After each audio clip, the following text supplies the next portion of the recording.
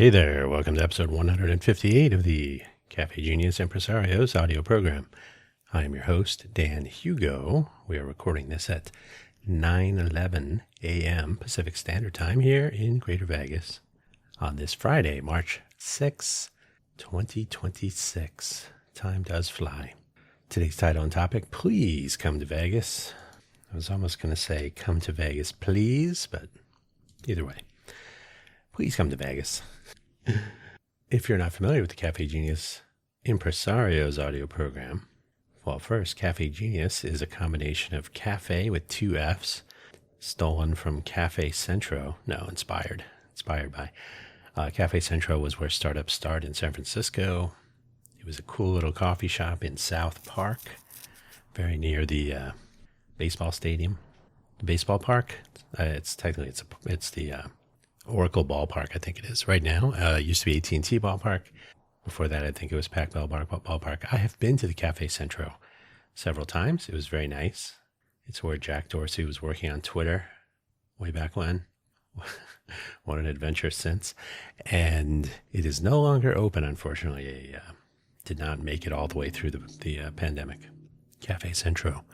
And then Genius, as in Genius Lunch, which were gatherings we used to have back in the downtown project days here in Greater Las Vegas, usually downtown Las Vegas.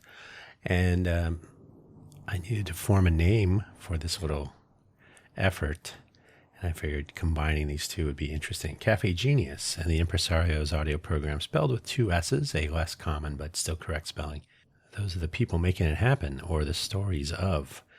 I haven't had guests in a very long time. Maybe I should try to find some.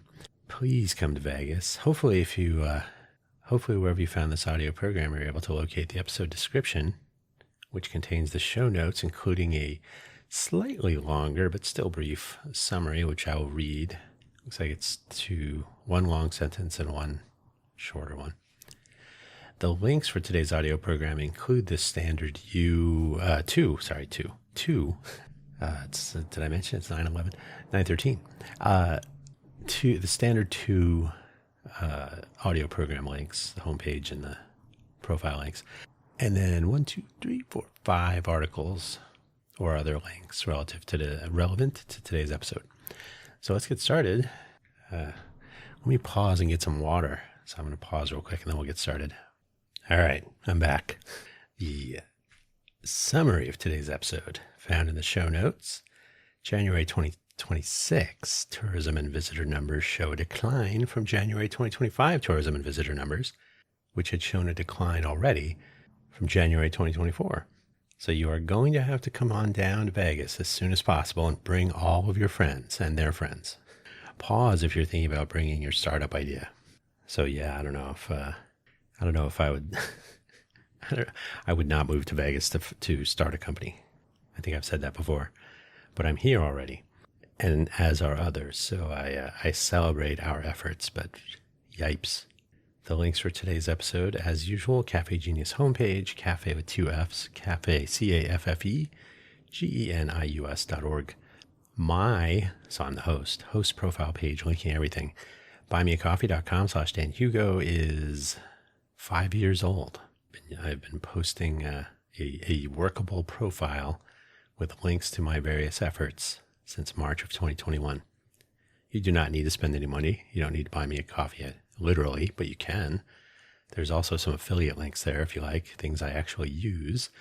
But you will find links to all of my audio programming, some various projects, a little bit of biographical information. And don't forget the Buy Me an Update audio program is also found there first before it gets pushed through Spotify. Buymeacoffee.com/danhugo/posts. That's why it's called Buy Me an Update. The LVCVA research page. I don't know if you can hear that barking dog. Good times. The Las Vegas Convention and Visitors Authority publishes data every month and other data also. But every month, how many people came to Vegas, how'd they get here, and so on. Tons of data, actually. So the research page is loaded with info. It has become very popular lately. Every month, a discussion of the downfall of Vegas. We'll see. Vegas at par. This is an SF Gate article.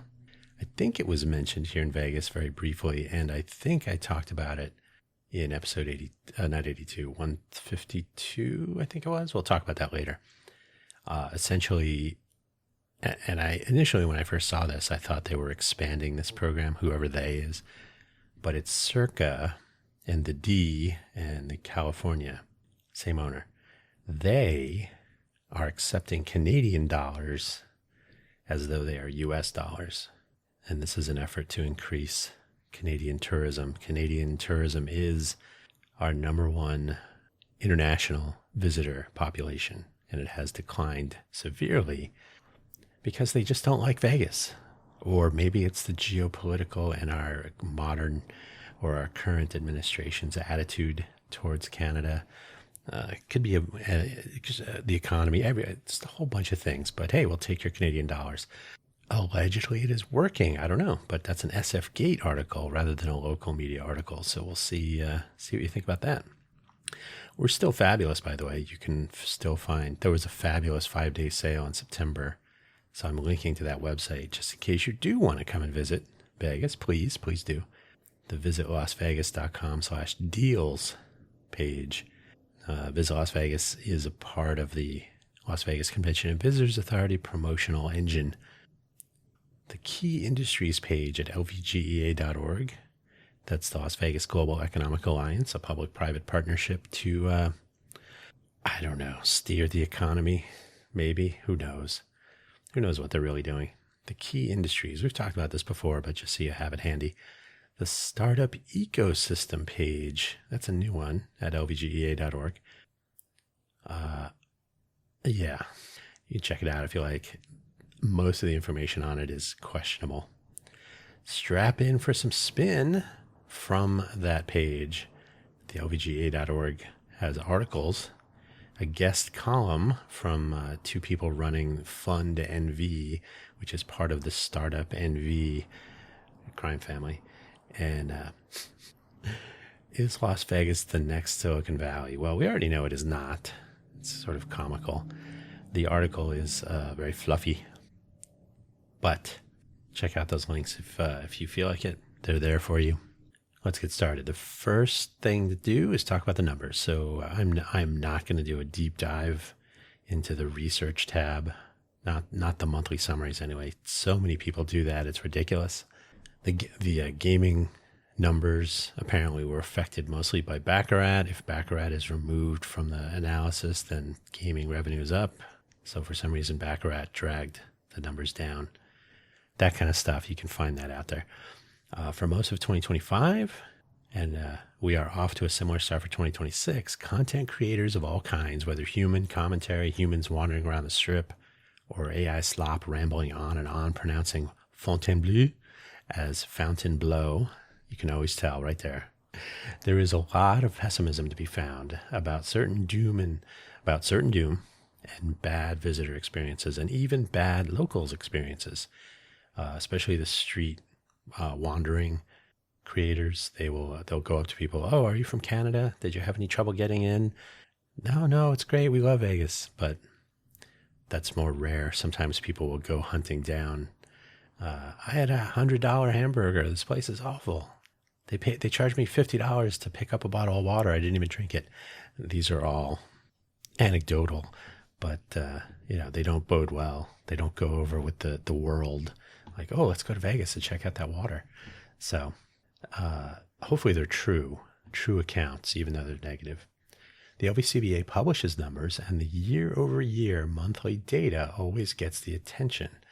There is some other data in there that is worth a look, but generally speaking, the details are getting more attention from content creators than, little typo there, not that, than from the mainstream press, or so it seems. So a lot of people will cover those numbers in a negative light. There's always eternal optimism from local press. When it comes to this, the data for the previous month is published at the end of the current month. So for example, January 2026 data came out just at the end, I think on Friday, which was the 27th of February. So the last Friday of the month, pretty much. If you're going to have a look, you can go check that out, and there is tons of data there.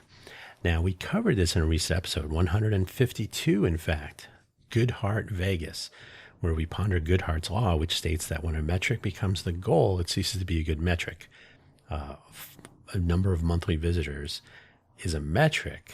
It's something it's a key performance indicator, right? So if you look at monthly numbers of visitors and you compare them to the previous year, same month, you can say, oh, okay, we have improved, or ooh, we've gone down. What's going on here? So then you can look back at how that occurred.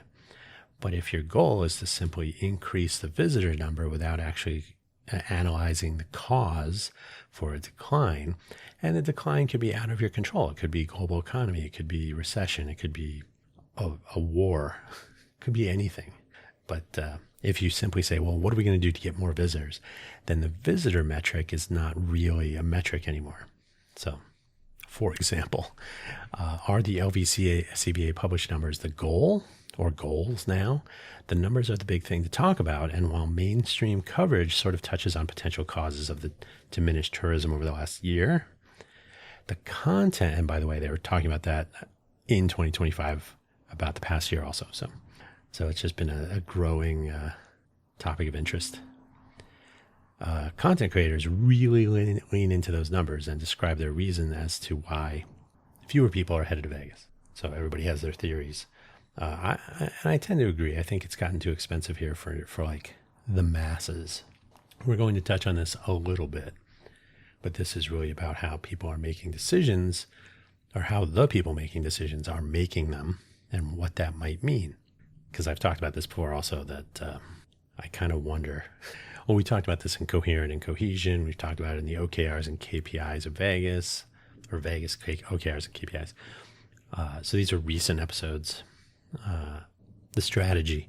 I referred to this approach in that previous episode 152, and what we are seeing now is maybe a bit more proactive promotion of the strategy to reach out to visitors from the Great White North, whereby Canadian currency is treated as US dollars, i.e. $1 Canadian is treated as $1 US. This is a bonus, though it applies to only some things. First of all, it only applies in those 3 properties, and it applies to the resort, like the rooms, and then some bars and other, I guess you get some gameplay out of it, but you can't go wandering around Vegas and spend your Canadian dollars.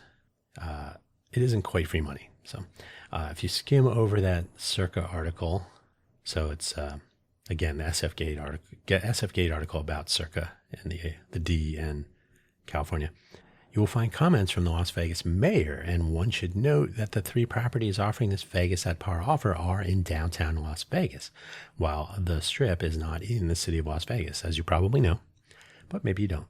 The scope can only be so large for this one, so it might be interesting if this was a Greater Vegas promotion of some sort. The LVCVA was driving it, perhaps. But if it's only the 3 properties in downtown Vegas, that's an effort to get people to go to downtown Vegas, which is fine, but it's an occasional reminder that the city of Las Vegas and downtown Las Vegas and the Strip and Greater Vegas are not exactly the same thing. The fabulous 5-day sale, we talked about that, from September 2025, is basically the deals section of the LVCVA visitor-facing site in the links. I mentioned it. Discounts and special offers are not a new thing, of course, though having just checked out the deals page as I was writing this, I don't know that it is so attractive at the moment. The fabulous 5-day sale had a lot of promotions happening. Since I already live here, I have to admit, I do not deep dive into staycations and other deals that are offered. So I don't, I actually used to, though, when I first moved to Vegas. I stayed at the El Cortez. I stayed at the the Red Rock. Where else did I stay? Did I stay at the D? Yeah, I stayed at the D one time. Yeah. I haven't stayed in a hotel in Vegas in a while. I underanalyze the possibilities here. I don't really go into it. However, the point I'm making, or remaking, I suppose, remains that trying to bring people here with discounts and promoting them, or changing the value of your currency for Canadians, these are methods to get people in for now. They want to change those monthly numbers. I don't know that real surveys have been taken taken, but the sense making the rounds, that is the things people are talking about in the YouTube videos and whatnot, is that the population of Vegas visitors has been underserved over the years. So it's not just the last 2 years, it's been a trend. And it's been a trend that started before the pandemic. So, you could argue that after the pandemic, there was a little bump, like energy stored in a spring. Like, oh, let's go to Vegas. We haven't been there in a couple of years, a year at least. But we haven't been there in a while. Let's go to Vegas. And so we had a nice bump. And then we had the Super Bowl. So there were a couple of things that drew people to Vegas. But the value proposition is not quite what it used to be. Prices and fees creeping up and the perceived value not keeping up with those increases. So, yay, Vegas. Wait a minute. Why am I paying $50, $35 to $55, I think is the range on the Strip of resort fees? Like, what is this? They don't put them in the room price quotes. It's a little bonus at the end. So the value may actually be going down, according to many people that maybe just don't come here anymore. The theory is appeal is going out to higher value, put that in air quotes if you like, higher value customers who don't care about resort fees and expensive meals and so on, and who will consume decadent leisure and entertainment just fine. If there is serious intent to bring the tourism and visitor numbers up, one strategy might be to increase convention attendance, and you just got to book more conventions and then hope that attendees actually come to Vegas. Another might be to use and by the way, conventions, and you can also have like entertainer residence programs, like who's performing at the Sphere and who's performing at Caesars and so on. So these are entertainment options, part of the fun economy, trademarked UNLV Office of Economic Development, granted in February of 2025. So the theory, appeal to more high value customers. They'll pay for stuff just fine. They'll fly out to see a show. They'll consume decadent leisure and entertainment. They're just fine with all of it. If there is serious intent to bring the tourism and visitor numbers up in a stable way, where did I totally? Oh yeah. Okay. So I moved back one sentence. Sorry about that. I did write this, I promise. I need to add some spaces in my paragraphs. If there is serious intent to bring tourism and visitor numbers up. So one strategy, increase the convention attendance. So we covered that. Another might be to use discounts or even loss leaders to bring people back now and then. So that's the strategy at the present time. Or maybe proaction could be taken towards a return to value for a larger chunk of the visitor population. That is, bring prices back down. Volume might be the answer, because that is what the LVCVA is reporting on. Tourism volume is down. Well, how do you bring it up? Give them coupons. Or you could just say, you know what, Vegas is going back to the 50s pricing. Sometimes fast food restaurants do that, 57-cent hamburger or whatever. Conventions are what they are, and it does not appear that there is a return to lower prices and removal of fees and whatnot, so promotional deals and temporary reprieves are the strategy. And to be honest, I don't know if this is good. I don't know if it's working. I mean, it works in the short term, right? Oh, more Canadians are coming because we're giving them money. We're paying you to come here. Why don't you just make it fun to come here again? And again, the Canadian problem is, I like Canadians just fine. The Canadian problem is more from the top. When you upset Canadians, no good will come of it. And I'm talking to the White House. So now we can get away from tourism. So the real reason that I talk about this stuff, the next Silicon Valley, I pick on this one, and I have to be honest. It is not floating around here in the air as much as it was. I don't really hear the expression so much that we are the next Silicon Valley and so on. I heard from someone in the city staff in the city of Las Vegas Economic Development Department somewhere that since the Badlands settlement, and that's some inside baseball, but property, lawsuits, city, county, good times. So since the Badlands settlement took a chunk of money, and it was $300-some million, I've talked about this in a previous episode, took a chunk of budget money from the city, and there is, right now, there is not a suite, but a suit. There's a lawsuit between Clark County and City of Las Vegas going on right now about the Badlands stuff. And right now it's going on. in good times. And type right now twice in that sentence. There has been focus on this notion. There's been less focus. Wait, what am I? There has been less focus on this notion. And even the Global Innovation Hub is more a county thing, I think. So City of Las Vegas doesn't really brag about being the next Silicon Valley, nor that we are a global hub of innovation that rivals the San Francisco Bay Area. That's 3 years ago now.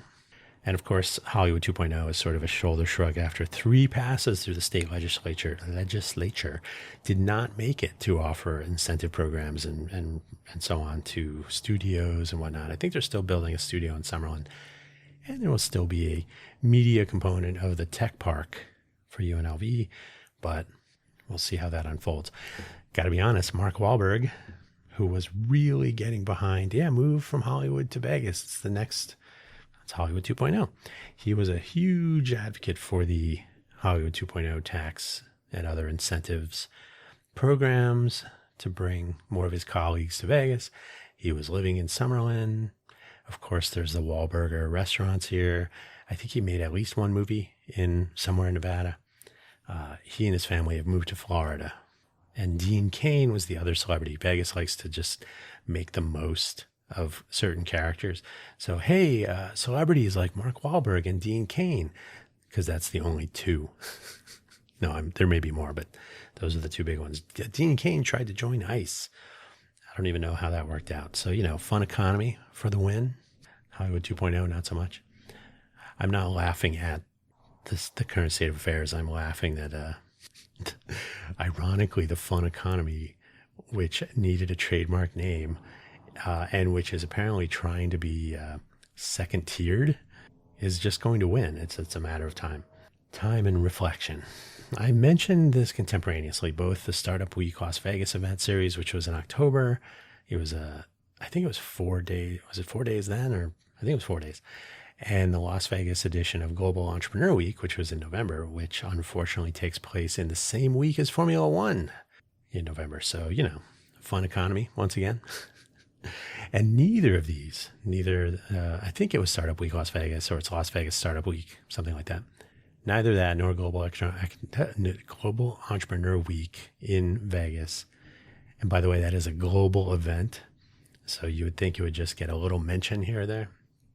Neither of these got much press, if any, for normal people. So in other words, you either knew about these events and could locate the websites and schedules and whatnot, and maybe you participated, or you knew nothing and you learned nothing from our local media because they don't talk about it. As I pointed out, even the LVGEA website has had and typically has 0 mention that I could locate concerning these entrepreneur-focused events, and these should be considered a big deal as part of the local economy. Speaking of LVGEA, again, that's the Las Vegas Global Economic Alliance. They have that key industries that they would like to see here more in the greater Vegas area as part of the continued economic diversification effort, which has been deemed essentially focus in these post-pandemic times. Nobody likes to see 0 people on the strip after all. So, and I'm totally fine. Economic diversity makes sense. It's the opposite of making sense if everything can be brought to 0 so quickly without a backstop of some sort. It is important to note, though, key industries are not anti-startup, since you or I could start something in one of these key industries. So I'm not saying that they're anti-startup. Okay. However, attention goes to established companies that can relocate or establish a presence in the greater Vegas economy. And if you look at the LVGA content, they're mostly promoting, put wins in quotes, but companies that establish some sort of a presence here, whether they start here or they move here or they have another office here. People are fond to point out that, Google has something in Henderson, Amazon has fulfillment locations here, lithium-ion batteries are a thing here. So there's a little manufacturing in Henderson.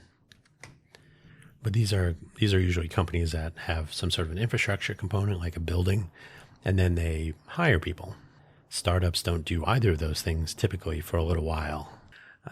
It's tricky to hire when you're still looking for funding.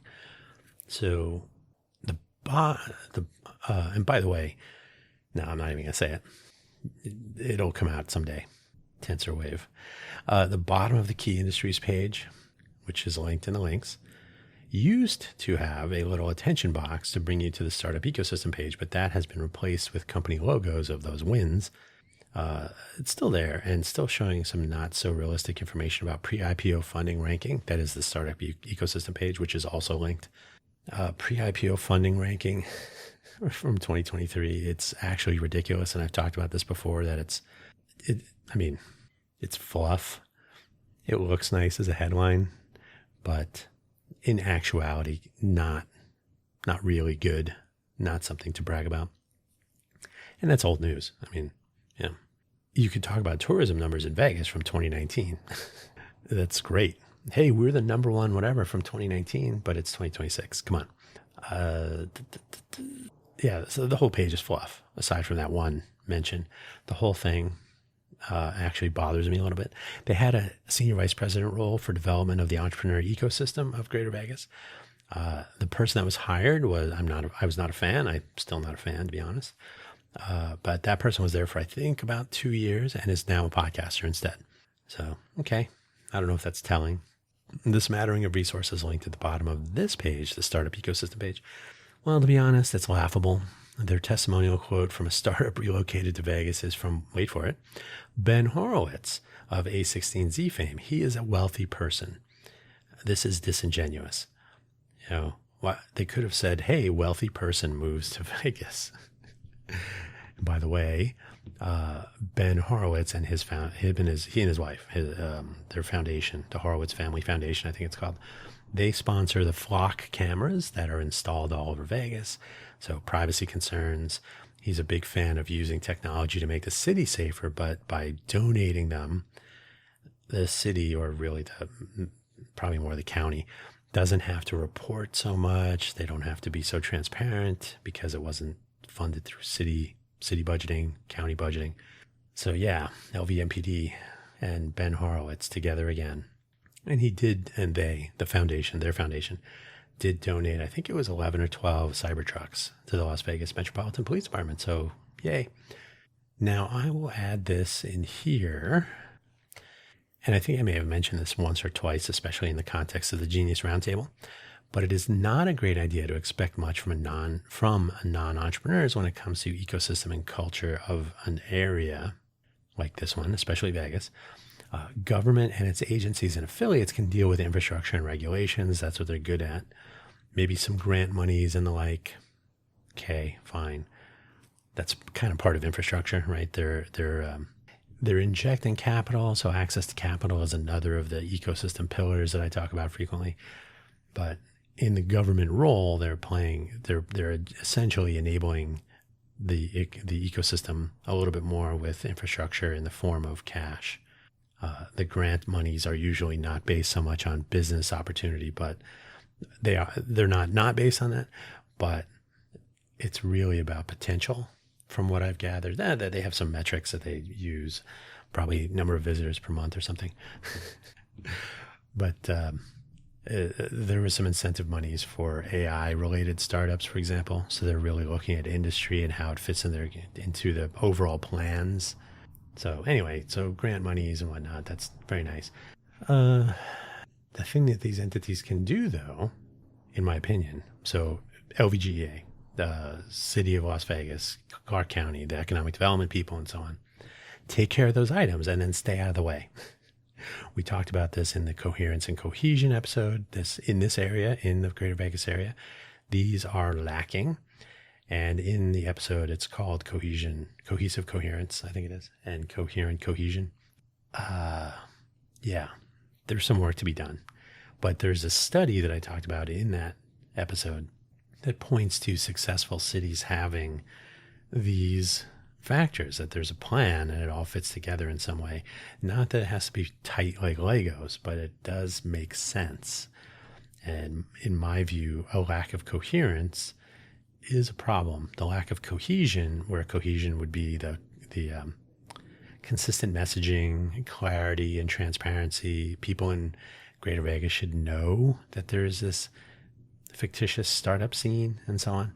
So I think these are weak. And that goes back to our local media only covering the fun economy and so on. So how about a little bit of reality? You should come to Vegas if you find a good deal. And to be honest, there are good deals to be had now and then. Again, I don't really track them so closely, but if someone I know is coming to visit, I'll try to look for the latest and greatest of whatever's going on. Be careful about resort fees and overspending on the Strip. There are tons of great restaurants and things to do all over the place, not just on the, 4 miles of the Strip. And we even have grocery stores if you want bottles of water or other snacks at human prices. Boggles the mind that people would grab a ridiculous, anywhere from $7 to $15, I think it is. Just water. In fact, on the Strip, you can go to CVS. There are multiple locations, and you can get water there. You don't even have to go off the Strip, and you can still do better than water in the room. That's insane. Vegas is still fun. It's just having some problems lately with its self-image. I don't even know what else to say about that. We are not that cool. We are cool, but not that cool. So bring those prices back down to the old days and get the people back. Crowds of people having fun. That's what Vegas is supposed to be about, in my opinion. Maybe a little bit too full of itself and definitely too much debt to service for those expensive resort buildings. And that's arguably or perhaps allegedly why prices have gone up so high, is that they have debt payments to make. I am not a fan of the relocation notion. Did I? I thought I talked about that. I'm not a fan of relocation. Sorry, I'm an audience of one at the moment. I'm not a fan of the relocation notion for established companies. And this definitely includes the migration from California or other innovation and startup hub regions, I guess you could say. Gentrification is a real thing in Vegas that people are sweeping under the rug sometimes. We saw it during the pandemic and the cost of living increases, and many of the fun economy priced out. Many in the fun economy. So people that were working in the service industry, hospitality, when your rent goes up 25 to 40%, which was the case, you tend to say, and then if there are layoffs because there's no tourism, I guess we're moving. And so people were priced out of the fun economy and out of Vegas. And then as the return to normalcy began, there were fewer people there. There were tons of job openings. And I don't know, there still might be job openings. And yet, ironically, Las Vegas is and I don't know if it's the city or the county, all of Southern Nevada, ranked number two in the country for unemployment, which is not a good thing. Don't want to be number two. Don't want to be number one. I think we might be number 3 now. Who knows? It moves around a little bit, but I think we're still number 2 for whatever you want to interpret that as. So gentrification is a real thing. Economic diversity might be at the expense of some fun economy workers, unfortunately. I guess that happens, or guess what happens when people can't be here for the visitors? Well, then we don't have visitors again, and we're having that now because fewer visitors, decline in tourism has led to reduction in staff or cut hours and so on. We can already read the reviews or watch the videos with stories of reduced room cleanings, reduced services, understaffing in general, and of course, higher prices and overall bad experiences. So be ready. That doesn't make things better. Is Greater Vegas the next Silicon Valley? No. Let's just put that out there. No. That LVGA article kind of irked me a little bit because the entire startup NV universe is its own thing, and I don't want to get too far into that. But one of the co-authors of that article is the 2 authors of that article are working for Fund NV, and Fund NV funded one of their portfolio companies for their first funding cohort, and I'll just say there's a conflict of interest if one of those authors was a part of that funding decision for one of those portfolio companies. So that's a little shady, but that's the way it is. You can flip through the article that I linked today. I could go through it line by line, but we're on episode 158 of this audio program. I already have gone through what they're saying in that article. When you think about it, 158 episodes worth. Let me remind, and by the way, I'm not suggesting that there cannot be innovation here, that there can't be an entire entrepreneurial innovation ecosystem, because once again, I've done 158 episodes about that very topic. Let me remind you that if you are new here or have forgotten, I was a software engineer in Silicon Valley. That is the real one, from 1993 to 2001 and 2005 to 2013. Worst time ever to take a break in there. Like, oh, I think I'll move to Phoenix. Your entire network goes away. And I basically started over in 2005. And I realized by 2013 that the old Silicon Valley was a memory. Greater Vegas is a decade from being at the beginning of what Silicon Valley was in 1993. And let us remember from episode 85 of this very audio program that Silicon Valley actually got its start in the gold rush days in 1849. True story. Give it a listen if you're curious. Or if you would rather, you can go to that episode wherever you found this episode, episode 85, and you can go through some of the links for that episode. There are many, and these are all the sources where you can learn more about how Stanford's role was substantial through the history of I was going to say Las Vegas, of Silicon Valley. There's Frank Terman, there's Hewlett and Packard, there's Shockley Semiconductor, there's the fact that he was a jerk and the Fairchild came along. So the making of Silicon Valley, first of all, included actual silicon, but actually included a very long and sort of organic story, the emergence of a culture of innovation, which started well before Frank Terman moved back to Silicon Valley in 1944 after World War II. He was a radar engineer. Then he was the dean of engineering at Stanford. So there's a lot going on in the story. And I think the belief that, oh, we can have a co-work center and a startup NV and suddenly we're going to be the next Silicon Valley. That's just simply not the way it works. This is the thing I was scrolling around for, this mention. I said, I thought I mentioned that, well, I just did. So distraction ended. So yeah, Greater Vegas is a decade away from being at the beginning of what Silicon Valley was in 1993. And we still got to figure out education here. We have to build up the talent pool. And if you import talent, as we know, you are telling the people that already live here, sorry, you're not good enough. We have underserved you. We misled you with our educational curriculum and our agenda here in Greater Vegas. So step aside, do some valet to be in the hospitality industry. Go join the culinary union. But we're going to import talent to work on our economic diversification efforts, and then we're going to gentrify the whole place, and you're going to have to move. And if you want to read that story for Austin, you can. I don't remember what the episode is, but Austin kind of went through this when it tried to be the next Silicon Valley. Keep Austin weird? Well, that's old news. Anyway, I'm getting off topic here. The afterword. I'm trying to kick off the Smarter Smart City Challenge. I think I've mentioned this in the previous episode as well. Certainly Greater Vegas, City of Las Vegas, but Greater Vegas would consider itself something of a smart city. For some definition of smart city, my contention has always been, and this is the Innovate for Vegas Foundation mission of sorts, is to make our smart city smarter. So what if we said, hey, anyone who lives here, or even anyone who visits here or has an interest in here, what ideas would you like to see implemented or have them happen?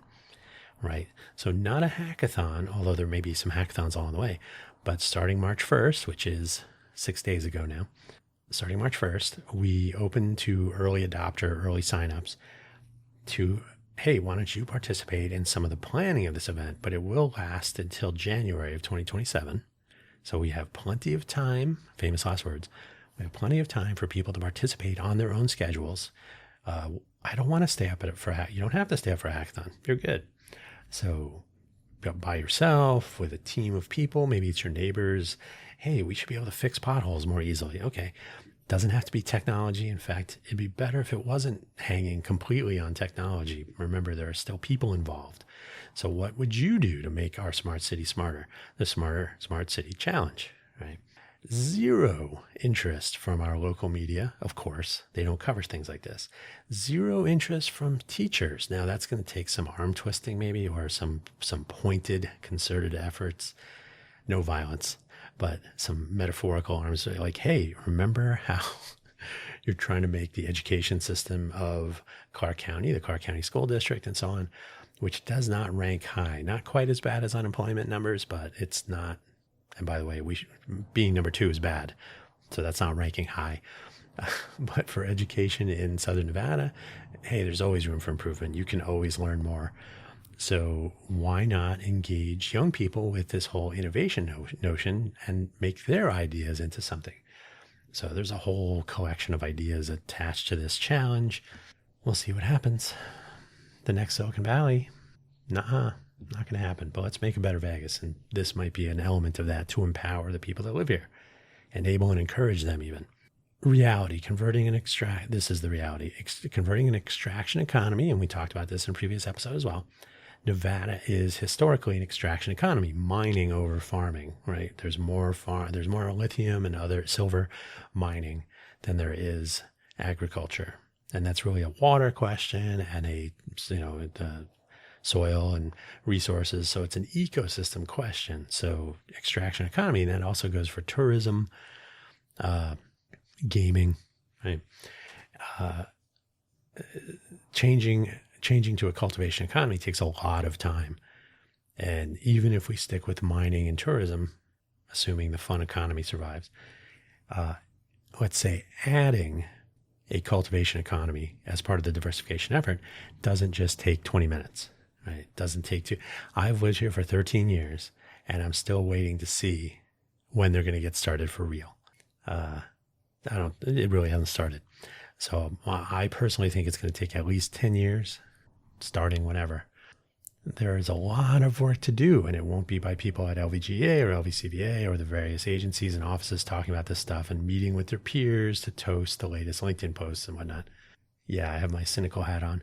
Bottom up. You've heard me say it before. You are hearing me say it again. People with a stake in the entrepreneurial innovation ecosystem should be jumping in to make it better, to make it work, not leaving it for others to take care of for them. So that's all I have to say. Please come to Vegas. Everybody will be happier if you do. And I guess my voice is barely crossing the finish line. Consider looking at the Smarter Smart City Challenge, smart-city.vegas. We're still in the early days, even though it's after March 1st, because I can't get the word out. Not that you're going to change that, but you could be a part of it. If you tell 2 friends and they tell 2 friends and so on and so on, could work. In the meantime, I'm going to let you go now. Thanks for listening, and we'll catch you next week. Bye-bye.